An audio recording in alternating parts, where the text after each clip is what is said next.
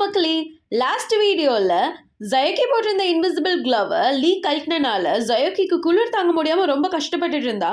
So அதோட போன episode முடிஞ்சது. அதுக்கப்புறம் என்ன ஆச்சுன்னு சொல்லி இந்த வீடியோல கண்டினியூ பண்ணி பார்க்கலாமா? வாங்க பார்க்கலாம்.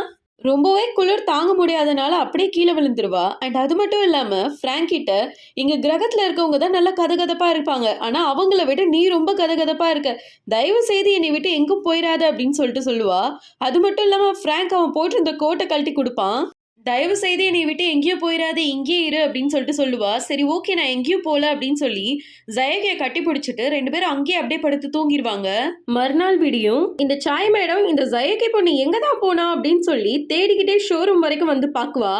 ஜயோகியும் ஃப்ராங்கும் கட்டி பிடிச்சி தூங்கினதை பார்த்ததும் சாய் ஷாக் ஆயிடுவா. என்னடா நடக்குது இங்க அப்படின்னு சொல்லி. அப்பதான் இவளுக்கு ஒரு ஐடியா வரும், இவங்க 2 பேரும் இவ்வளவு க்ளோஸா தூங்குறத நம்ம மட்டும் போட்டோ எடுத்தா பின்னாடி கண்டிப்பா யூஸ் ஆகும் அப்படின்னு சொல்லி யோசிச்சு இவங்க 2 பேரும் கட்டி பிடிச்சிட்டு இருக்க இந்த போஸ போட்டோ எடுக்கலாம்னு சொல்லிட்டு போட்டோ எடுத்துருவா. அப்படா வந்த வேலை முடிஞ்சிருச்சு அப்படின்னு சொல்லிட்டு மேடம் எஸ்கேப் ஆயிருவாங்க. அந்த நேரம் பார்த்து ஃப்ராங்கும் ஜயோகி கண்ணு முழிக்க, டேய் நீ என்னடா பண்ற அப்படின்னு சொல்லிட்டு கையை தட்டி விட்டுட்டு 2 பேரும் எந்திரிச்சிருவாங்க. நீ எப்படி இங்க இருக்க, ஃப்ராங்க் எங்க அப்படின்னு சொல்லிட்டு கேட்பா. அதுக்கான பதில எனக்கு நீ தான் கொடுக்கணும்.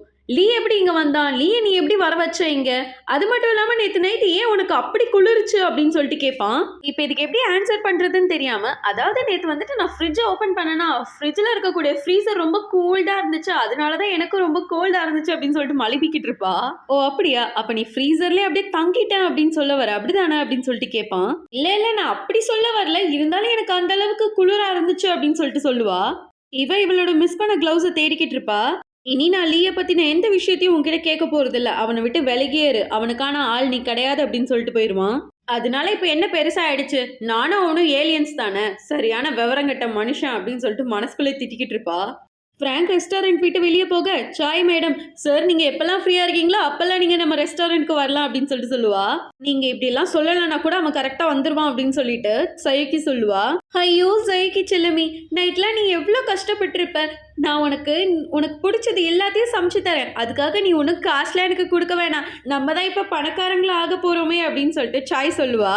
எப்படி நம்மளால பணக்காரங்களா ஆக முடியும் அப்படின்னு சொல்லிட்டு ஜயோகி கேட்பா. இங்க இந்த போட்டோவை பாரு, ஒரு சாதாரண டெலிவரி பண்ற பொண்ணு ஒரு பிரசிடென்ட் வந்து கட்டிப்பிடிச்சிட்டு இருக்காரு இந்த போட்டோ மூலியமா தான் அப்படின்னு சொல்லிக்கிட்டே இருக்கும்போது, இவன் எப்படி நம்மள வெறும் கையால தொடுறான், இவன் எப்படி நம்மளோட டெம்பரேச்சரை கண்ட்ரோல் பண்றான் அப்படின்னு சொல்லிட்டு ஜயோகி யோசிச்சுட்டு இருப்பா. இந்த போட்டோ மட்டும் மீடியாவுக்கு கிடைச்சதுன்னா நம்ம ஹோட்டல் ரொம்ப ஃபேமஸ் ஆயிடும், அப்புறம் நம்ம பணக்காரங்களா ஆயிடுவோம் அப்படின்னு சொல்லிட்டு சொல்லுவா. இல்ல நீங்க இப்படி பண்ணக்கூடாது அப்படின்னு சொல்லிட்டு போனை வாங்கி போட்டோ டெலீட் பண்ணி விட்டுருவா. அடி பாவி பைத்தியமோ, உனக்கு இந்த போட்டோ வச்சு நான் என்னென்னமோ பிளான் பண்ணி இப்படி கெடுத்து விட்டியே, இந்த போட்டோ மட்டும் மீடியாவுக்கு கிடைச்சிருந்தா நீ எவ்வளவு பெரிய ஃபேமஸ் ஆயிருக்கலாம் தெரியுமா, நீ ஃப்ராங்கே கல்யாணம் பண்ணிருக்கலாம் அப்படின்னு சொல்லிக்கிட்டு இருப்பா. அங்க கட் பண்ண இங்க ஃப்ராங்கோட ஆபீஸை காட்டுவாங்க. ஃப்ராங்கை மீட் பண்றதுக்காக லீ ஃப்ராங்கோட ஆபீஸ்க்கு வந்திருப்பான். நேத்து நீ செக்யூரிட்டி கார்டெல்லாம் அடிச்சு போட்டுட்டு எதுக்கு போன நான் உன்கிட்ட கேட்க மாட்டேன், நீயே சொல்லு அப்படின்னு சொல்லுவான். இதுல சொல்றதுக்கு என்ன இருக்கு, என்ன ஒரே ரூம்ல அடைச்சு வச்சிருந்தா என்னால எப்படி நிம்மதியா வரைய முடியும், நீ இதே மாதிரியே பண்ணிக்கிட்டே இருந்தா என்னால எக்ஸிபிஷனை நடத்த முடியாது, அதுக்கும் எனக்கும் எந்த சம்பந்தமும் இல்ல, நீ என்ன வேணா பண்ணிக்கோ, எனக்கு ஊர் சுத்தணும் தான் ஆசையா இருக்கு. ஓ அப்படியா, அப்ப நீ கிளம்பு. ஃப்ராங்க், நீ என்னோட ஆர்ட் எக்ஸிபிஷனுக்காக எவ்வளோ கஷ்டப்படுறேன்னு எனக்கு தெரியும், ஆனால் என்னோட ஆர்ட் பீஸ்லாம் ரொம்ப கம்மியான ரேட்டுக்கு போகிறத பார்த்தா தான் எனக்கு ரொம்ப நெஞ்சு வலிக்குது. இவ்வளோ கம்மியான ரேட்டில் என்னோட ஆர்ட் பீஸ் போனால் எனக்கு எப்படி வந்துட்டு ஒரு ஆர்டிஸ்ட், நல்ல ஆர்டிஸ்ட்னு ஒரு நினைப்பு இருக்கும், நீயே சொல்ல அப்படின்னு சொல்லிட்டு கேட்பான். பணத்தை பற்றிலாம் நீயே கவலைப்படுற, நீ ஒரு ஹார்ட் லவர் தானே அப்படின்னு சொல்லிட்டு கேட்பான். நீ என்னை பற்றி என்ன வேணா பேசு, ஆனால் என்னோட ஹார்ட் பீஸை பற்றி குறை எதுவும் சொல்லாத. பாரிஸ் காம்படிஷனில் நான் தானே ஃபர்ஸ்ட் ப்ரைஸ் வின் பண்ணேன், அது உனக்கு தெரியும்ல. உனக்கு என்னோட ஒர்க் மேல சந்தேகம் இருந்தா அதை டைரக்டா நீ என்கிட்ட கேட்கலாம், உனக்கு என்ன தோணுதோ என்கிட்ட கேளு அப்படின்னு சொல்லுவான். நீ இன்னும் அந்த பொண்ணை மறக்கல தானே? இல்ல புரியல நீ என்ன சொல்றேன்னு. இந்த டிராயிங்கை நீ அந்த பொண்ணை நினைச்சுதானே வரைஞ்ச, ஆனா இந்த டிராயிங்ல அந்த பொண்ணுக்கு பதிலா நீ பூக்கு இம்பார்ட்டன்ஸ் கொடுத்துருக்க, இந்த ஃபிளவர்ஸ் எல்லாம் லவ் ரெப்ரசன்டேட் பண்ணுது அப்படிதானே? ஆமா, இதெல்லாம் உனக்கு எப்படி தெரியும்? அது மட்டும் இல்லனா இப்ப கூட நீ அந்த பொண்ணோட உன்னோட ரிலேஷன்ஷிப்பை புதுசா ஸ்டார்ட் பண்ணலாம், அப்படி இல்லனா அந்த பொண்ணை ஒரேடியா மறந்துட்டு உன்னோட லைஃபை நீ புதுசா ஸ்டார்ட் பண்ணு. அப்புறம் இந்த டெலிவரி பண்ற பொண்ணோடலாம் சுத்தாத, இந்த மாதிரி பொண்ணுங்கள்லாம் சீரியஸா இருக்கக்கூடிய நேரத்துல கூட பைத்தியக்காரத்தனமா சில விஷயங்கள் எல்லாம் செய்வாங்க. இதோ பாரு, இதெல்லாம் நீ என்கிட்ட சொல்லி ஆகணுமா என்ன?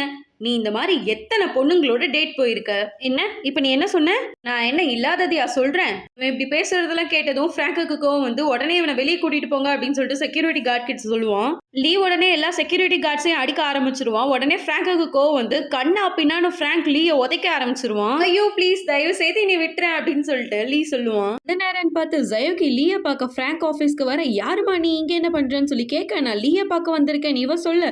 லீய பார்க்கணும்னா நீ அப்பாயின்மெண்ட்லாம் வாங்கிட்டு வரணும். அது மட்டும் இல்லாம அவர் ரொம்ப பிஸியா இருக்காருன்னு சொல்லி அந்த பொண்ணு சொல்லுவா. நீ என்ன உள்ள விடலனா என்ன? நான் என்னோட மேஜிக் பவரை யூஸ் பண்ணி உள்ள போயிருவேன்ல அப்படின்னு சொல்லிட்டு திங்க் பண்ணிக்கிட்டே இருப்பா.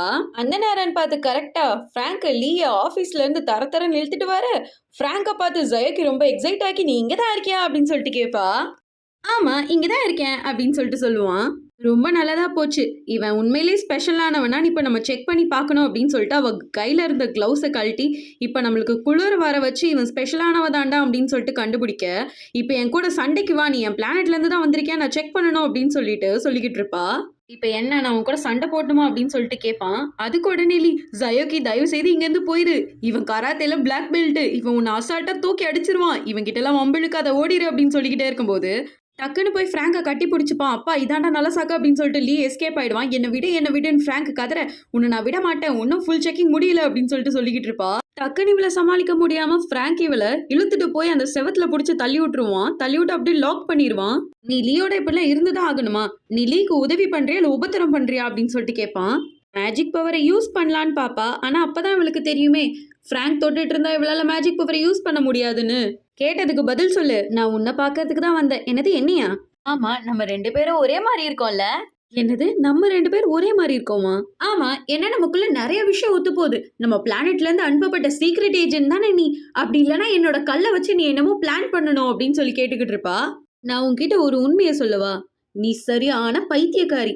நீ என்ன பேசுற, என்ன பண்ற, என்ன நடந்துக்கிற, எப்படி நடந்துக்கிற, இது எதுவுமே எனக்கு சுத்தமா புரியவே மாட்டேங்குது. ஆமா நீ ஒரு ஏலியன் சொல்றல, நீ ஏலியனா இருந்தா உன் பிளானட்ல தானே இருக்கணும். இங்க என்ன பண்ற, ஒழுங்கா உன் பிளானட்கே போ அப்படின்னு சொல்லிட்டு போயிருவான். ஃப்ராங்க் இப்படிலாம் சொன்னதை கேட்டதும் ஜயோகிக்கு ரொம்பவே மனசு கஷ்டமா போயிடும். அப்படியே சோகமா நடந்து வந்துகிட்டு இருப்பா. போற போக்க பார்த்தா இந்த பூமியில இருக்க யாருக்குமே என்ன பிடிக்காது போலயே. ஆனா ஃப்ராங்க் மட்டும் என்னை மாதிரியே இருக்கான்னு சொல்லிட்டு எனக்கு மட்டும் ஏன் தோணுது? ஆனா எனக்கான ஒருத்தன் இந்த பூமியில இருப்பான்றது வாய்ப்பே இல்ல. ஆனா எனக்கு மட்டும் ஏன் இப்படி தோணிக்கிட்டே இருக்கு? அந்த ஃப்ராங்க் மட்டும் இந்த பூமியில அவனுக்கு பிடிச்ச மாதிரி இஷ்டத்துக்கு வாழ்றான்ல.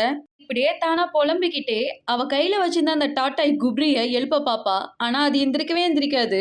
இதுக்கப்புறம் என்ன நடக்கும்னு பார்க்க இப்பவே சேனலை சப்ஸ்கிரைப் பண்ணி வச்சுக்கோங்க. இந்த சீரிஸ் உங்களுக்கு பிடிச்சிருந்தா உங்க ஃப்ரெண்ட்ஸ்க்கும் ஷேர் பண்ணுங்க. நெக்ஸ்ட் வீடியோல மீட் பண்ணலாம். பை.